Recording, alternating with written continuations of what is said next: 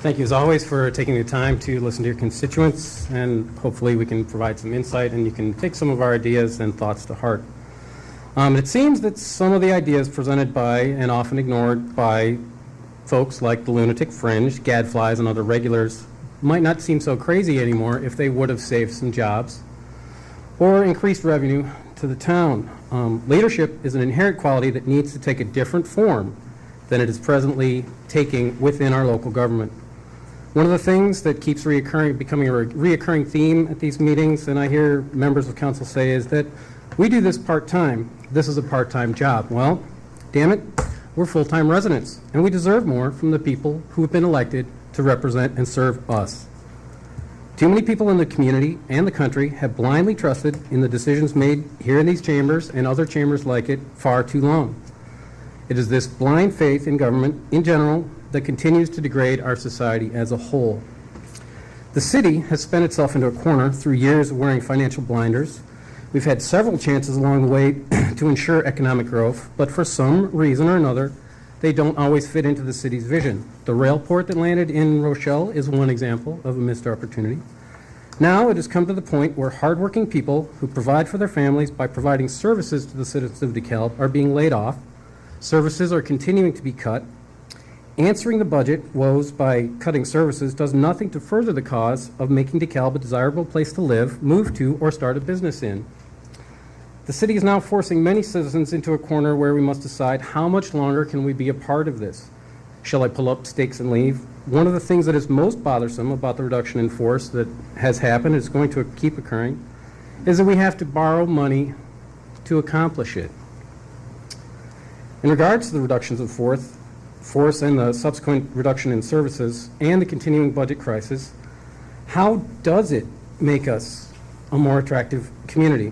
Somebody wants to build a house, but there are less people to accomplish the miles of red tape for permitting, inspections. Someone reports a crime or suspicious activity, yet calls get stacked for lack of manpower. There are several concurring emergencies, but because of reduction in hours and staff, response time goes up.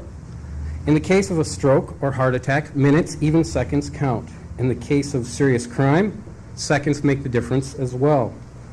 How are you, as members of council and management, going to feel when lives are lost because resources aren't available, but your membership dues are paid up? How are you going to feel as social services are cut, people are hungry and homeless in the street, but you stayed at the Hilton or the Hyatt at whatever conference you just got back from?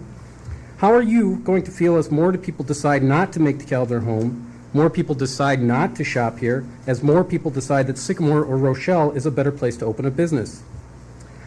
In reconfiguring the departments and the subsequent moving around of responsibilities, in my opinion, it will increase the perception of DeKalb as an old boys network kind of community, with the city manager and assistant city manager holding more influence on who gets city money and what projects get approved or denied. As for the proposed fiscal year 2011 strategic goals, when I attended the retreat on May 8th, I thought one of the goals of that meeting was to reduce and refocus the goals for the city. And as I read through memo number 10-048, I came away with the feeling that more goals were added than are accomplishable with even less resources, and that instead of focusing, the new goals are more diffuse. The council has decided once again to pick and choose pet projects and chase after ideals that no longer should be the focus or priority of our already challenged economic situation. I've said it before, I'll say it again, we need to be in survival mode, not spending mode, and I ask again for a moratorium on all unnecessary spending. And I also beseech those of you in management to pay your own way. You want to cut costs? Start at the top.